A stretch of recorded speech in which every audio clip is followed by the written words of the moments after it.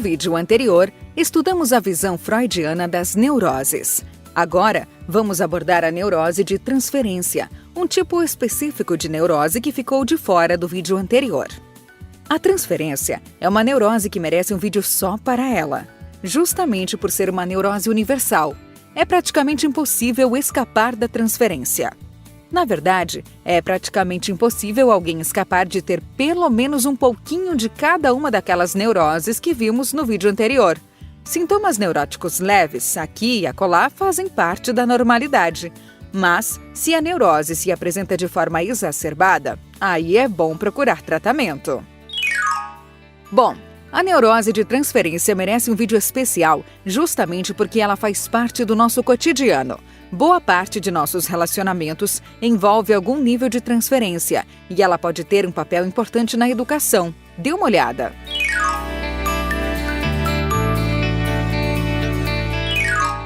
O termo transferência foi utilizado por Freud pela primeira vez em 1900, no livro A Interpretação dos Sonhos. Nesse livro, ele afirma que partes dos acontecimentos que se desenrolam ao longo do dia são transferidos para os sonhos e retrabalhados pelo inconsciente. Muitas das imagens e situações experimentadas em sonhos são simplesmente frutos da transferência, ou seja, o inconsciente, aquela parte submersa da sua mente, transfere para essas imagens e situações as alegrias, tristezas e angústias vivenciadas ao longo do dia, como uma forma de retrabalhar as nossas experiências. Os sonhos são uma forma inconsciente de lidar com as experiências diurnas. Mas Freud também percebeu que, assim como o inconsciente transfere os restos da experiência diurna para os sonhos, ele também faz outro tipo de transferência. Nesse outro tipo, o inconsciente dos pacientes transfere sentimentos vividos em relacionamentos do passado para a pessoa do analista. Então, a partir de um momento, os pacientes começavam a depositar em Freud sentimentos que eles tinham por seus pais, por amigos e outras pessoas do passado, em um processo totalmente inconsciente. Mas o processo de transferência desses afetos ocorre em diferentes relações, e não apenas na relação paciente-analista. Ao longo da vida, as pessoas transferem seus afetos vividos na infância para outras figuras que passam a ser depositárias desses afetos. É um processo inconsciente de repetição de formas de se relacionar com as pessoas. Veja um trechinho da fala da psicanalista Eva Tuckerman. Transferência é um fenômeno que Freud observou nos primórdios da psicanálise. Ele percebeu que todas as emoções e sentimentos que os pacientes estavam vivenciando no consultório, na análise com ele, não eram dirigidos, na verdade, a ele, mas sim às primeiras figuras da infância daqueles pacientes. Então, quando ele percebe que aquelas emoções e aquelas experiências não pertencem àquele momento atual, mas sim ao momento passado, ele dá esse nome de transferência porque a própria palavra já traz o significado, né? É transportar do passado para o presente, das figuras do passado para a figura atual. Essa é uma tendência que nós todos temos, na verdade, né? Os padrões de relacionamento antigos, primitivos, nós temos a tendência de repeti-los, de se tornarem justamente padrões de relacionamento pela vida fora.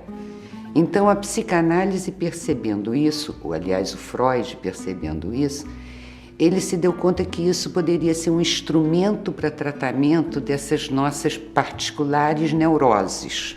São verdadeiras novelas, né? É ciúmes, inveja, ódio, amor, paixão, traição.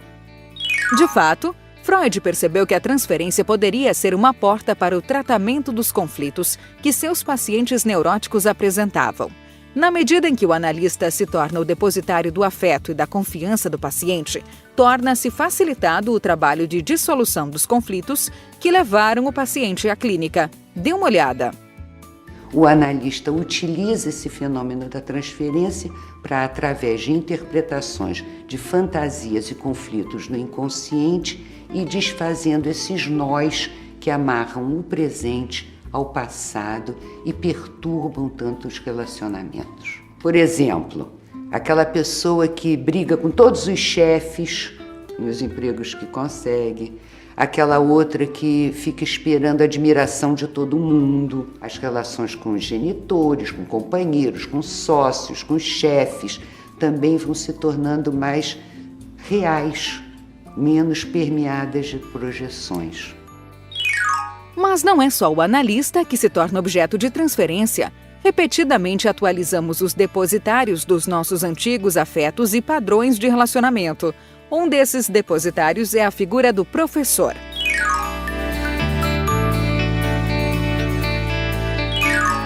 Freud considerou por vários anos que a educação escolar poderia ser uma aliada poderosa da psicanálise.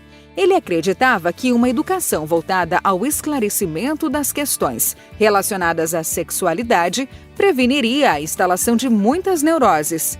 No final de sua vida, contudo, Freud já não acreditava mais nisso. Para ele, a educação teria pouco a oferecer nesse sentido. Mas Anna Freud, sua filha, pensava diferente e se dedicou à difusão da teoria psicanalítica na formação de professores. Com o tempo, entretanto, os professores abandonaram o estudo da psicanálise por considerá-la de pouca utilidade.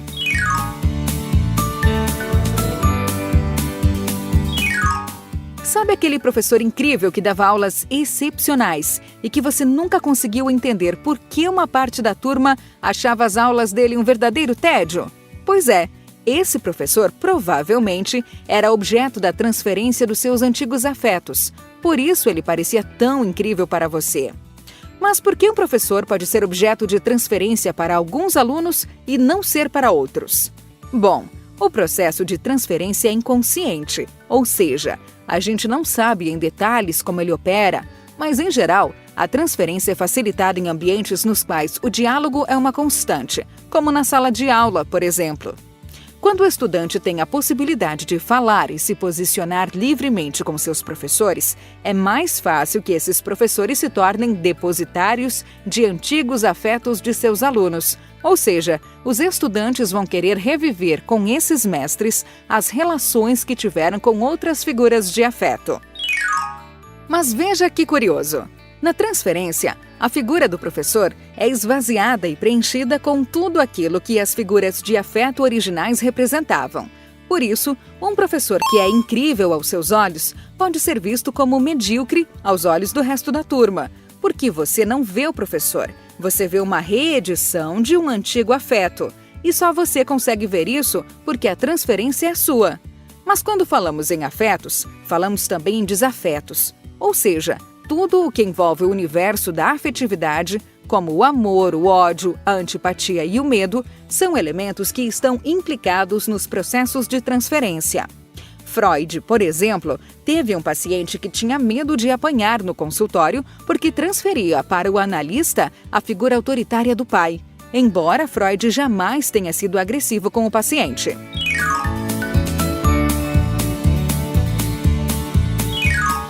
A transferência pode ser um bom estimulante para a aprendizagem, na medida em que os professores são percebidos como reedições de outras figuras de afeto, como os pais. Eles se tornam um espaço de investimento para o estudante, ou seja, estudar passa a ser uma forma de investir nesse vínculo. O estudante quer o reconhecimento dos professores e percebe que estudar é uma forma de garanti-lo. Pode parecer antiético fazer uso da transferência para promover a aprendizagem, mas assim como a água vai gota a gota encharcando o solo, a transferência está se instalando o tempo inteiro em muitas das nossas relações. É uma tendência do ser humano. Dessa neurose, ninguém escapa. Logo, os professores, queiram ou não, poderão ser depositários do carinho de seus alunos ou da falta de carinho, claro, pois, como vimos, a transferência envolve uma gama de expressões afetivas que podem ir do amor ao terror.